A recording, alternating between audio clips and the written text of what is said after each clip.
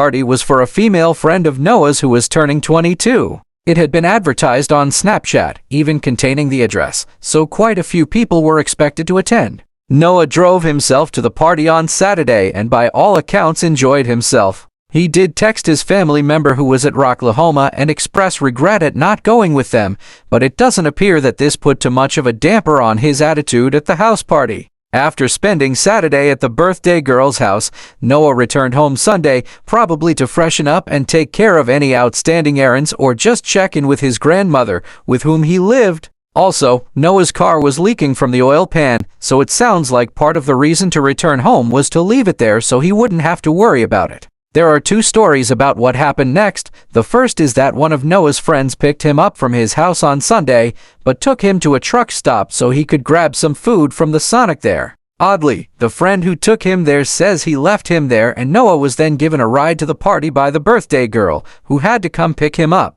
The other story is that his best friend picked him up from his house and took him directly to the party, leaving him in the driveway. Either way, Noah was back at the party on Sunday and, according to those present, was very much enjoying himself. There were videos from the party showing Noah and his friends doing guy things like the slap game, where two people try to slap each other across the face as hard as they can. Just macho, drunken teenage guy things. There was also video from the party of the guests playing classic party games such as beer pong. With all the drinking going on, some issues were bound to arise. A confrontation happened between Noah and his best friend. Noah had been in a corner with his best friend's girlfriend and apparently they had their backs to everyone else while talking. The best friend took exception to this and an argument ensued. Luckily, it did not become physical and they made up shortly after, but this event with the best friend and his girlfriend is important for later. A second confrontation occurred between Noah and a 16-year-old guest that did become physical.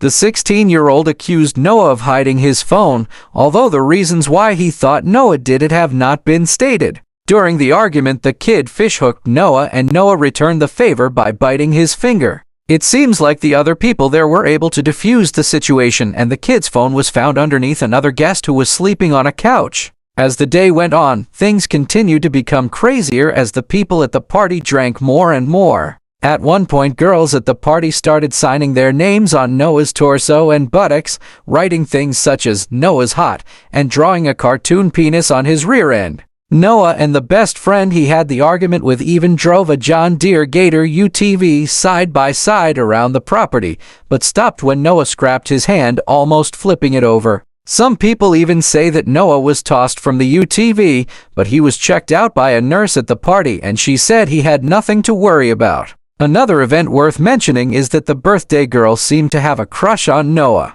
Noah realized this, or was told this, and while talking to her about it called her a fat nap.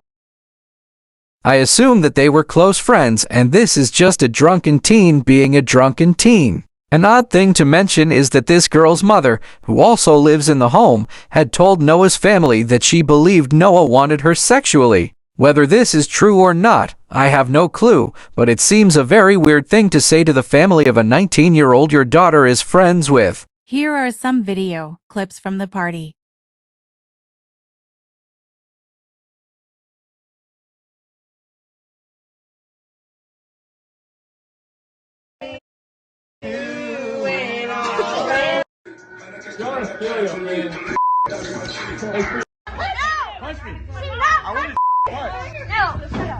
Come on. Yes, Shady. Come on, Shady.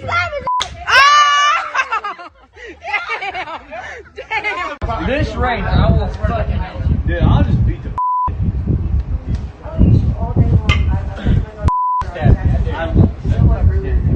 I always thought that me hit me. Like, I'm actually I would just rather, so I don't know where no, you slapped me. I slapped you. As far as I can. I do trust you. I trust me. I trust him. I trust him. Hit me soon. Go ahead. See, I wasn't going old. Music in it.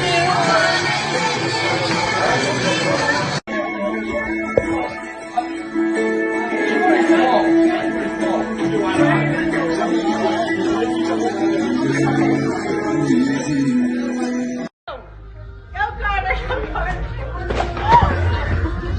Which one? Yeah, hand We got You a see my wiener? country pimp. One-on-one. Mike Tyson.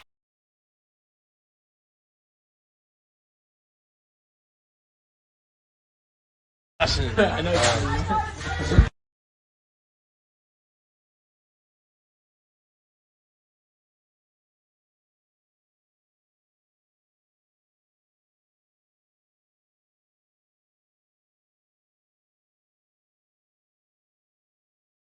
So here's where the mystery comes in. Early Monday morning, September 4th, 2023, after 2 a.m., the guests say that Noah was upset about something, and that it might have had to do with sleeping in either the birthday girl's or her mother's bed. One of them either heard or saw Noah attempting to sleep in their bed and demanded that he go on the floor. This apparently upset Noah so much that he said he needed to go out for a walk, completely drunk. Very early in the morning, the guests say Noah was wearing his best friend's shorts. We'll get to his clothes later, and could only find one of his shoes. So he grabbed another shoe lying around the house and took off out the front door. The house had a half-a-mile-long driveway that then went out to US 81, a major north-south highway that runs for 1,200-plus miles through the central US. At 3:41 a.m., a friend of Noah's posted a weird Snapchat, a photo of a girl at the party smiling, with the caption, "Well, Noah's missing." This was the last Snapchat posted by any of the partygoers after days of constant videos and pics. Around 5 a.m., a semi-truck driving along US 81 saw something he believed to be a body lying on the shoulder of the road. After driving past,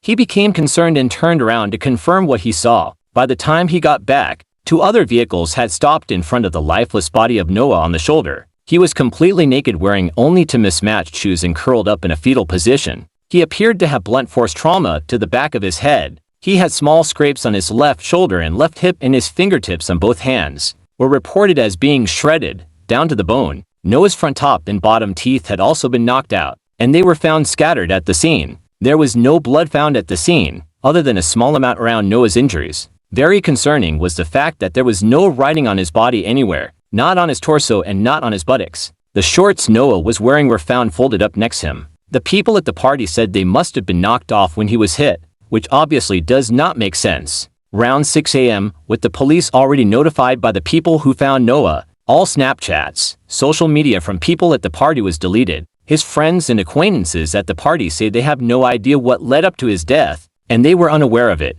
The police did not search the house because they said Noah wasn't found there. They did eventually conduct a mass interview with all the partygoers. During this interview, Noah's best friend's girlfriend, the one that led to his first confrontation, told police she had never met Noah. She had wiped her phone so completely that even her boyfriend's number had been deleted. When the guests were asked about Noah being naked, the girls said they gave Noah a shower, but Noah's mental state at the time, whether mildly drunk or completely inebriated, has been an area of dispute among the guests. Some say he was joking around and being himself while being showered. Other accounts state that he was barely conscious. Noah's clothing he wore to the party that night has never been located. Police were told that after Noah showered, his clothes were dirty, so he wore his friend's shorts. There is a rumor that his best friend's father found Noah's shirt from the party, which was then cut up and distributed to the party attendees as a memento. In addition to this event with his shirt, there is also information that his best friend's father had some of Noah's teeth in his pocket. He stated he accidentally picked them up from the crime scene. It's worth stating that this particular individual has been on Noah's family's Facebook memorial page for months, arguing with others on there. Just very odd behavior from an adult father whose son's best friend died mysteriously. But on this same topic, none of the partygoers or their families have ever visited Noah's family to express their condolences. Never once. Since Noah's friends and others at the party said they didn't know what happened, the police had their work cut out for them. The Oklahoma Highway Patrol obtained a G-offense warrant covering a 1 to 1/2 mile radius around the party house. What they found was a bit disturbing. Around the time it is believed Noah died, 2 phones were traced as having left the house, heading to the location of his body. After briefly staying there, the 2 phones returned to the house. People at the party told a private investigator hired by Noah's family that they went out looking for Noah in the UTV gator that Noah and his friend had been on earlier. If they had really done this, they would have found him since the phones were at the spot Noah was found. It has not been released who exactly this was. Also revealed when police searched phones was a video of the birthday girl and her sister on their front porch, screaming at each other about Noah leaving the party.